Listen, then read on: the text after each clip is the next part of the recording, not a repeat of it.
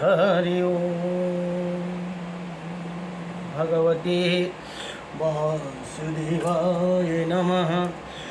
ओम नमो भगवते वासुदेवाय नमः। हरि ओम हरि ओम। स्वस्ति श्री गणेशाय नमः। ओम श्री सरस्वती नमः। ओम श्री वेद पुरुषाय नमः। ओम श्री मातृपितृ चरणकमलेभ्यो नमः। ओम श्री गुरु चरणकमलेभ्यो नमः। ओम समस्त कुलदेवता चरणकमलेभ्यो नमः। ओम समस्त पितृदेवता चरणकमलेभ्यो नमः। कृष्णं नारायणं वन्दे कृष्णं वन्दे व्रजप्रियं कृष्णं द्वैपायनं वन्दे कृष्णं वन्दे पृथासुतं वासुदेवं सुता देवकंसचारुणमर्दनं देवकी परमानन्दं कृष्णं वन्दे जगद्गुरुं मुकुं करोति वाचालं पङ्गुं लङ्घयते गिरिं यत्कृपातमहं वन्दे परमानन्दमाधवं। कस्तूरितिलकं ललाटपटले वक्षो विस्तूले कौस्तुभं नासाग्रवरमौक्तिकं करतले वेणुकरे कङ्कणं सर्वज्ञहरिचन्दनसुललितं कंठे च मुक्तं बले गोपास्त्रीपरिवेष्टितो विजयते गोपालचूडामुनिः वंशी विभूषितकर्णं नवनीरदाभत पीताम्बरदारुणाभिमा फलधरुष्टः पूर्णेन्द्रसुन्दरमुखः अरविन्द्रनेत्रात् कृष्णात् परं किमपि ततो अहं न जानीहि। ओम सच्चिदानन्दरूपायं विश्वोत्पत्यादिहेतवे त्रापत्राय विनाशायं श्रीकृष्णाय वयं नमः। ओम कृष्णाय वासुदेवाय हरये परमात्मने प्रणतक्लेशनाशायं गोविन्दाय नमो नमः। जय जय श्री राधे जय जय श्री राधे मेरी स्वामिनी मैं राधे जू की दास। जन्म जन्म दीजियो मोहे श्री चरण को बस। जन्म जन्म दीजियो मोहे श्री वृंदावन को बस। जय जय राधारमण हरि जय जय नवल किशोर जय जय गोपीचित चोर प्रभो जय जय माखन चूर। जन्म जन्म दीजियो मोहे श्री चरण कुबास। जन्म जन्म दीजियो मोहे श्री वृंदावन कुबास। नारायणं नमस्कृतः नरं चैव नरोत्तमं देवीं सरस्वतीं व्यासं ततो जयमुदीरयेत्। हरिः ओम श्री परमात्मने नमः। ओम गुरुर्ब्रह्मा गुरुर्विष्णुः गुरुर्देव महेश्वरः गुरुर्साक्षात् परं ब्रह्म तस्मै श्री गुरुदेव नमः। अखण्डमण्डलकारकं व्याप्तायनं चराचरं तत्पथं दर्शितं येनं तस्मै श्री गुरवे नमः। तस्मै श्री गुरुदेव नमः। हरि ओम श्री गुरुदेव को चरण कमल ले भवसागर अवतरण सकूं। जब जन्म भयो तब भूल भयो अब जीव सुधारूं पाऊं परूं। जीव सुधारूं पाऊं परूं।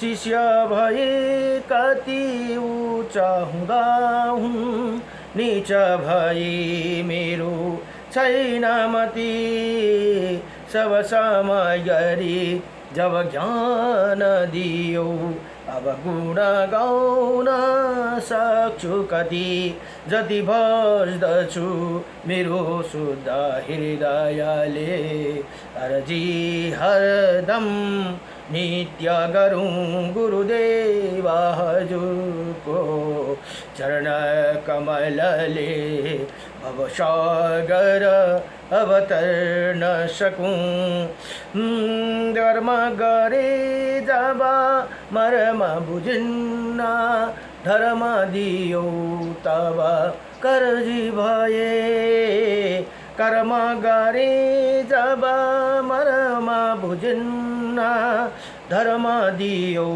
तब कर्जी भए अर्पण रहेछ तडपन बिचमा अन्धो भई देवा डुबन गई अब छैन केहीको इच्छा यहाँ हजुरको चरणलाई पूजन सकूँ गुरुदेव हजुरको चरण कमलले भवसागर अवतरण सकूँ श्रीमन्ना गुरु बिना ज्ञान नौपजी गुणो गुरु बिना मिलेन मोक्षे गुरु बिना लिखेन सत्यको गुरु बिना मिटेन दोष जय जय श्री आज भगवान अब गुरु तुलसीदासको पनि जयन्ती हो जय जय तुलसीदास भगवानको जय श्रीमन्नारायणं नारायणं भजमन्नारायणं नारायणं बद्रीनारायणं नारायणं लक्ष्मीनारायणं नारायणं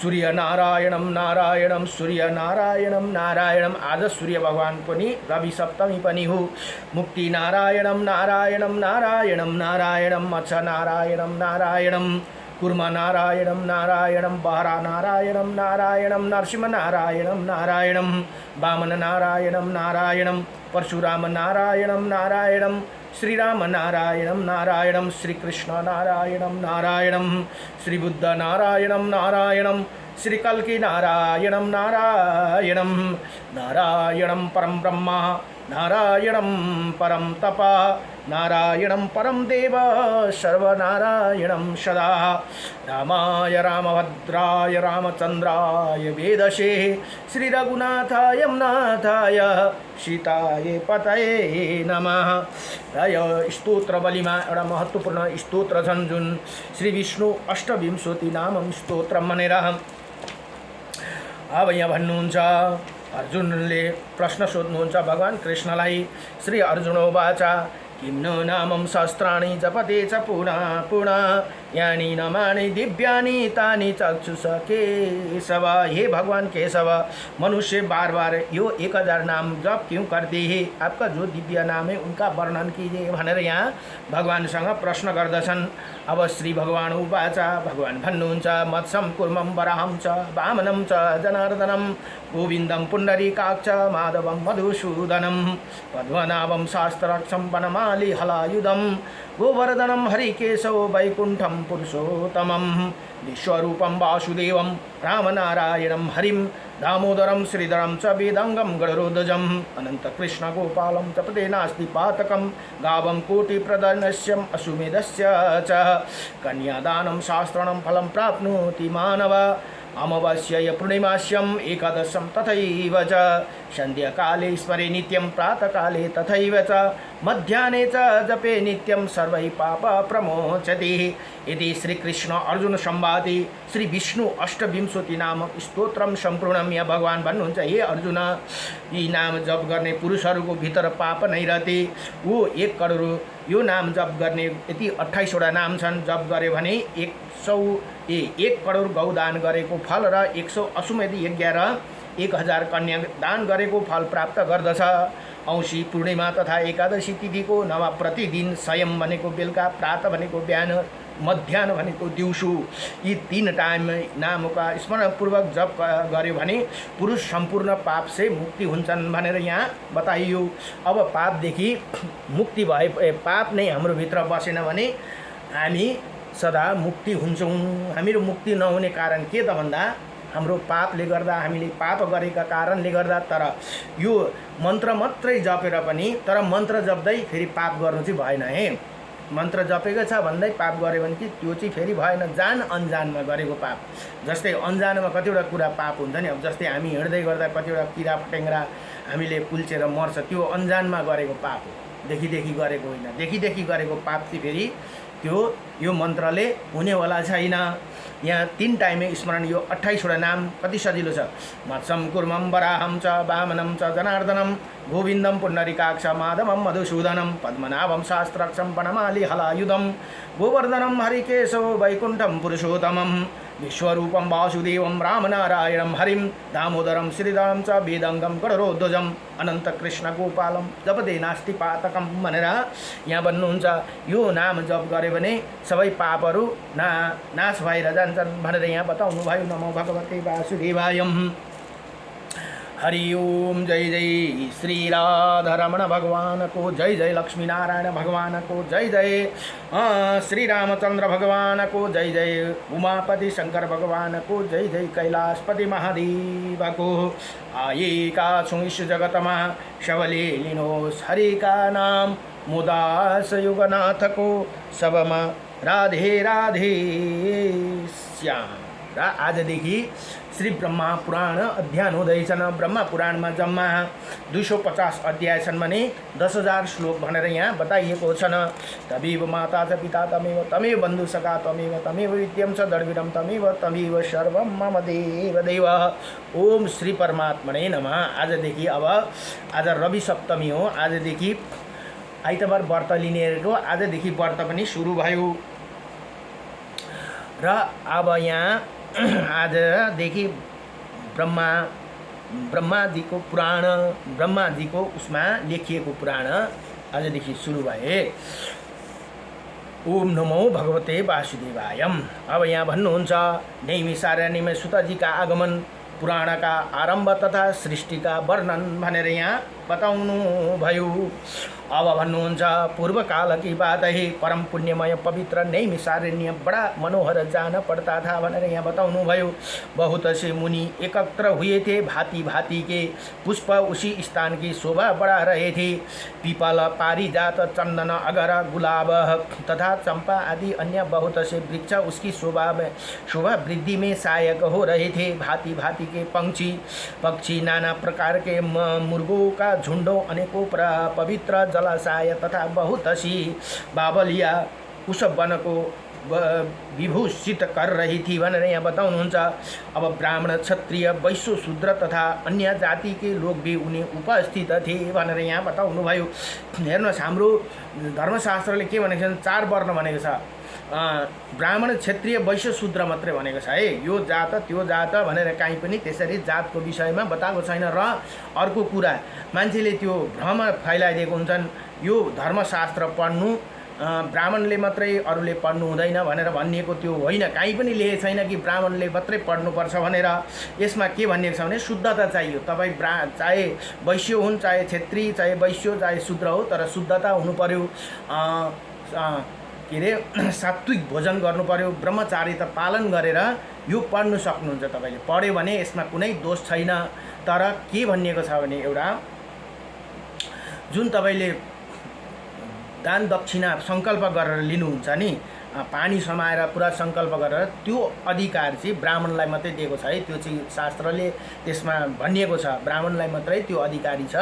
अरूले पानी समाएर गोत्र सबै उच्चारण गरेर दान लिन मिल्दैन।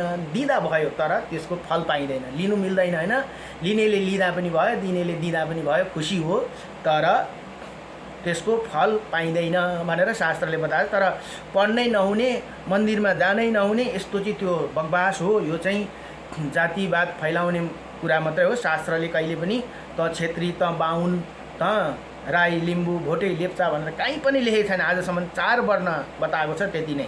जय वर्णले आफ्नो अनुसारले काम गरे, त्यही अनुसारले उहाँहरूलाई वर्ण छुटाइयो यहाँ भन्नुहुँदैछ। तथा अन्य जाति के लोग भी उपस्थित, ब्रह्मचारी, गृहस्थ, वनप्रस्थ और सन्यासी सबै जुटे हुए थे भनेर यहाँ बताउनु भयो। जो नैमिषारण्यमा झुण्ड की झुण्ड गौ उसी वन की शोभा बढ़ा रही थी। अब नैमिषारण्यवासी मुनियों को 12 वार्षिक वर्षों तक चालू रहने वाला 12 12 वर्ष तक चालू रहने वाला, द्वादश भनेको 12 वर्ष है, रहने वाला यज्ञ आरंभ था। जौ, गहूँ, चना, उड़द, मूंगा और तिल आदि पवित्र अन्नों से यज्ञ मंडप सुशोभित था। वहाँ हेम कुंड में अग्निदेव प्रज्वलित थी, आहुति डाली जा रही थी। उसी महायज्ञों में सम्मिलित होने के कारण बहुत से मुनि और ब्राह्मण अन्य स्थानों से आए। स्थानीय हमारी मरीषों उन सबका यथोयोग्य सत्कार किया।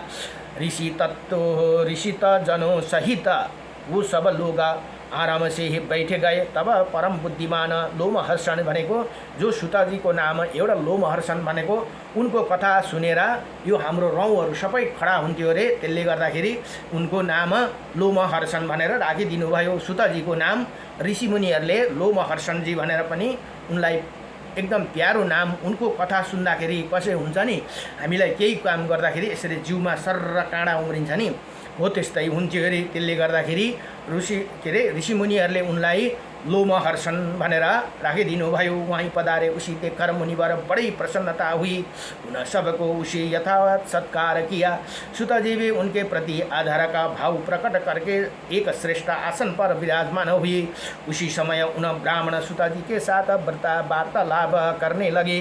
बातचीत के अंत में सब व्यास शिष्य लोमहर्षण जी, यी व्यास भगवान व्यास का शिष्य हुन्। लोमहर्षण भनेको सुताजी आफ्ना सन्देश पूछा भनेर यहाँ बताउनुहुन्छ।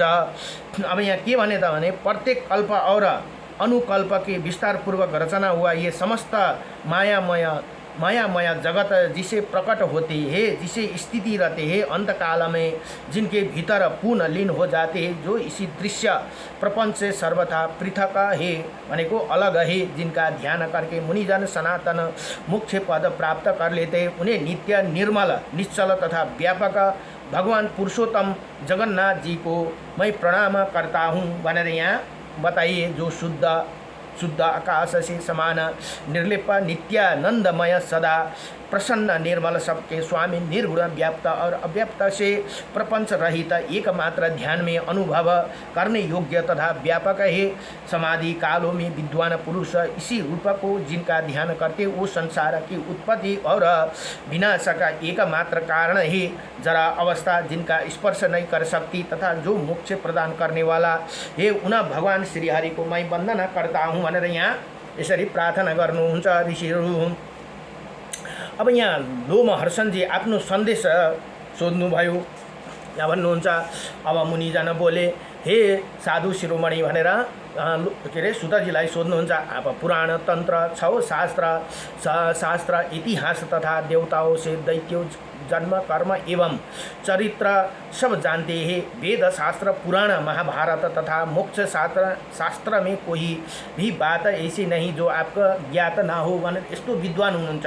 जुन सुताजी जो लोमहर्षण भनेर पनि सम्बोधन गरिन्छ, हे महामते भनेर अरू ती नेमिसारण्यमा जुन ऋषिहरू हुनुहुन्थ्यो उहाँहरूले भन्नुहुन्छ, आप सर्वज्ञ अतः हम आपसे कुछ प्रश्न को उत्तर सुनना चाहते हैं, बताइए ये समस्त जगत कैसे उत्पन्न हुआ भनेर बडो दिव्य प्रसन्न सोध्नुभयो।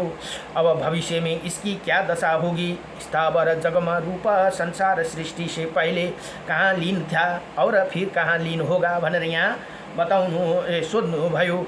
अब यहाँ भन्नुहुन्छ लोमहर्षणजी, जे जो निर्विकार शुद्ध नित्यम परमात्मा सदा एक रूप और सर्व विजयी है, उन भगवान विष्णु को नमस्कार है भनेर यहाँ सर्वप्रथम भगवानलाई नारायणम नमस्कृतम नरम चैव नरोत्तमम देवीं सरस्वतीं व्यासं ततो जयमुदीरयते भनेर यहाँ भन्नुहुन्छ। विष्णु और शिव रूप से जगत के उत्पत्ति पालन तथा संहार करने वाला और जो भक्त संसार सागर तारने वाला उन भगवान को प्रणाम है, जो एक होकर भी अनेकों रूप धारण स्थूल और सूक्ष्म ये जिनका ही स्वरूप है भनेर यहाँ लोमहर्षण ऋषि बताउनुहुन्छ। अव्यक्त कारण और व्यक्त कार्य रूप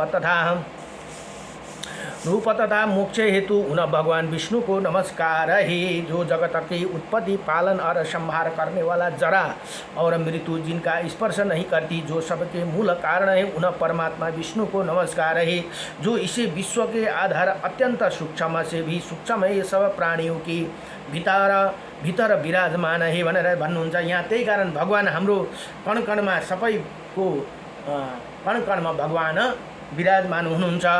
यहाँ भन्नुहुन्छ सबके मूल कारण उन परमात्मा विष्णु को नमस्कार, जो विश्व के आधार अत्यंत सूक्ष्म से सूक्ष्म वो प्राणी सबर के भित्र विराजमान है। तपाईको भित्र मेरो भित्र भगवान को वास छ। हामीले भगवानलाई देख्नु सक्नुपर्छ। और क्षर और अक्षर पुरुष से उत्तम तथा अविनाशी है उन भगवान विष्णु को मैं प्रणाम करता हूँ भनेर जो वास्तव में अत्यंत निर्मल ज्ञान स्वरूप किंतु हो अज्ञानवश नाना पदार्थ के रूप में प्रतीत हो रहे, जो विश्व की सृष्टि और पालन में सामर्थ्य एवं उसका संहार करने वाला है, वो सर्वज्ञ जगत को अधीश्वर है, जिनका जन्म और विनाश नहीं होते भनेर यहाँ बताउनुहुन्छ। जन्म और जन्म और विनाश ना होते, जो अभ्याय आदि अत्यंत सूक्ष्म तथा विशेष हो रहा है। न श्री हरि को तथा ब्रह्मा आदि देवताओं को मैं प्रणाम करता हूँ। तत्पश्चात इतिहास पुराणों को ज्ञाता वेद वेदांग को परमगत विद्वान संपूर्ण शास्त्रों के तत्वज्ञ पराशर नंदन भगवान व्यास को पनि म प्रार्थना गर्दछु अथवा प्रणाम गर्दछु, जो मेरे गुरुदेव है भनेर यहाँ सुतजी ऋषि भन्नुहुन्छ। प्रणाम करके मैं वेद के तुल्य माननीय पुराण का वर्णन करूँगा। पूर्व काल में दक्ष आदि श्रेष्ठ मुनियों के पूछने पर कमल योनि भगवान ब्रह्मा जी ने जो सुनाई थी वही परा पापनाशिनी कथा मैं इसी समय कहूँगा। मेरी वो कथा बहुत सी विचित्र और अनेकों अर्थ वाली होगी। उसमें श्रुतियों के अर्थ का विस्तार होगा। जो इसकी कथा को सदा अपने हृदय में धारण करेगा अथवा निरंतर सुनेगा, वो अपनी वंश परंपरा को कायम रखते हुए स्वर्ग लोक में प्रतिष्ठित होगी भनेर यहाँ बताउनुभयो। जो नित्य सदा स्वरूप तथा कारणभूत अव्यक्त प्रकृति उसी के प्रधान कहते हैं, उसी में पुरुष से उसी विश्व का निर्माण किया है।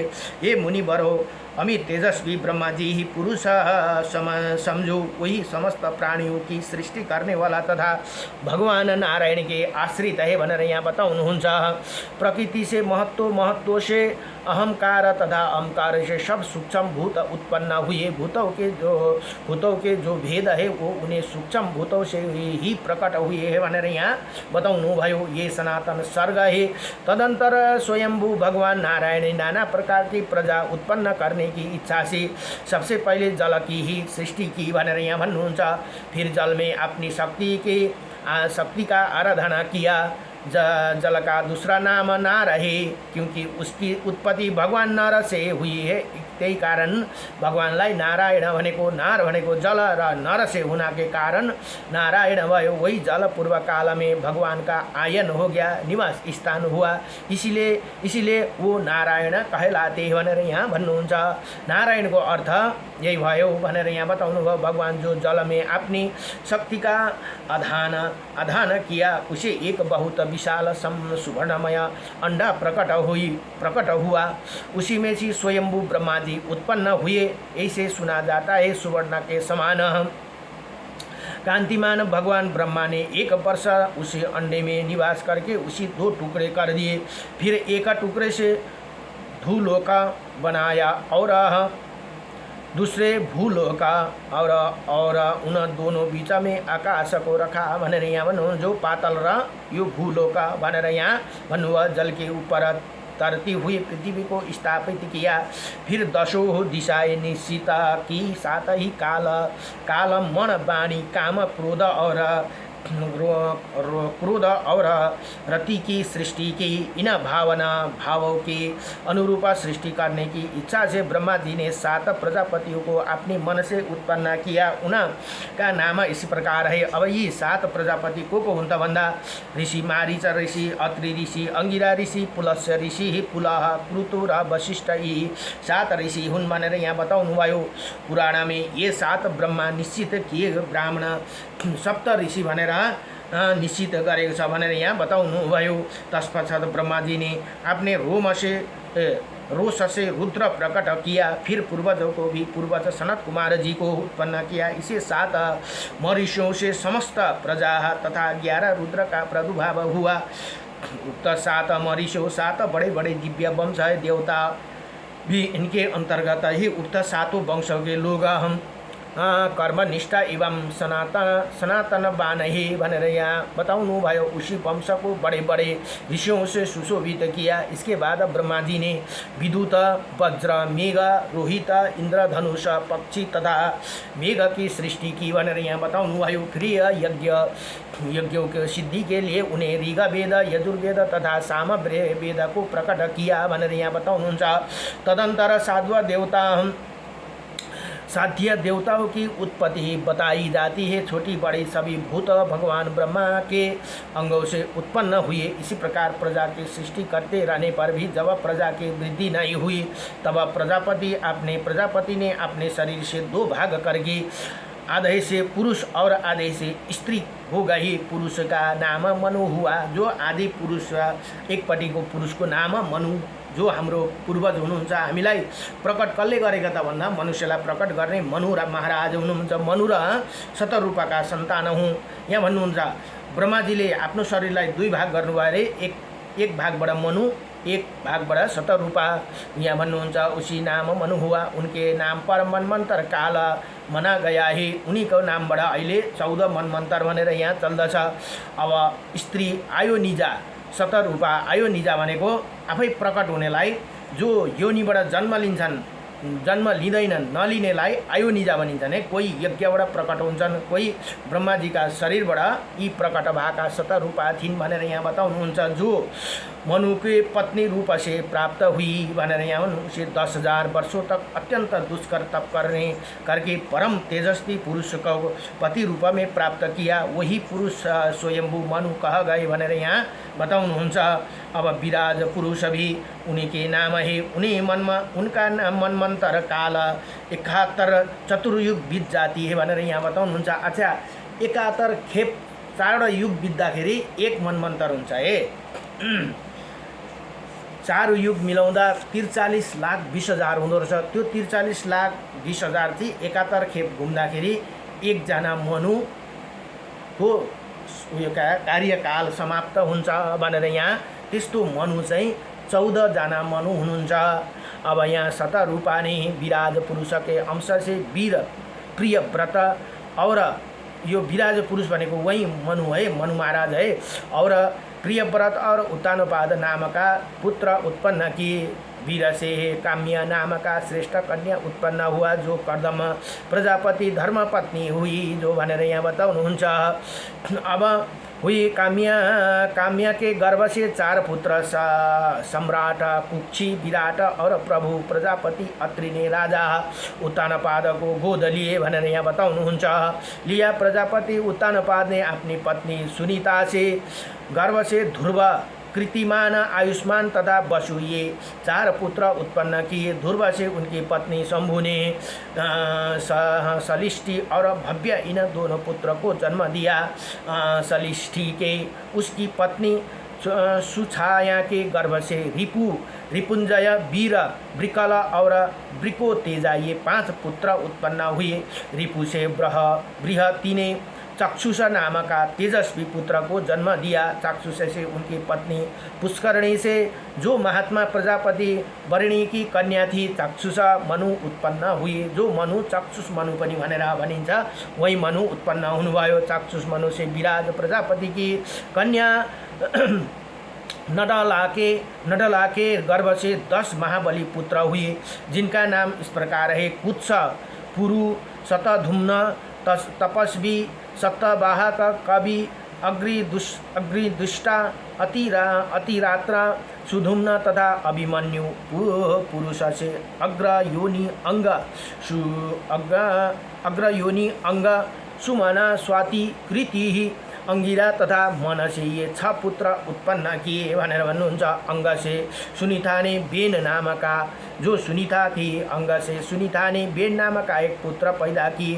बेन के अत्याचार से ऋषियों ने बड़ा क्रोध हुआ, अतः प्रजाजनों ने रक्षा के लिए उन्हें दाहिने हाथों का मंथन किया। उसे महाराज पृथु का प्रकट हुआ भनेर यहाँ जो त्यो जुन बेन राजा थे उनको अंग, उनलाई वध गरेर उनको अङ्गबाट मथन गरेर, यसरी मथन गरेर प्रकट भएर पृथु महाराज पृथु राजा प्रकट हुनुभयो भनेर जो हामीलाई पृथ्वीमा सब स्थापित गर्नुभयो। पृथु राजाले स्वयं भगवान नारायणकै अवतार हो, पृथु अवतार पनि हुए। उन्हें देखकर मनु मुनियों ने कहा, ये महातेजस्वी नरेश प्रजा के प्रसन्न रखेगा तथा महान यश के भागी होगा भनेर यहाँ भन्नुहुन्छ। अब बेन कुमार पृथु धनुष और कवच धारण किए, अग्नि के समान तेजस्वी रूप से प्रकट हुए थे। उन्होंने इसी पृथ्वी का पालन किया।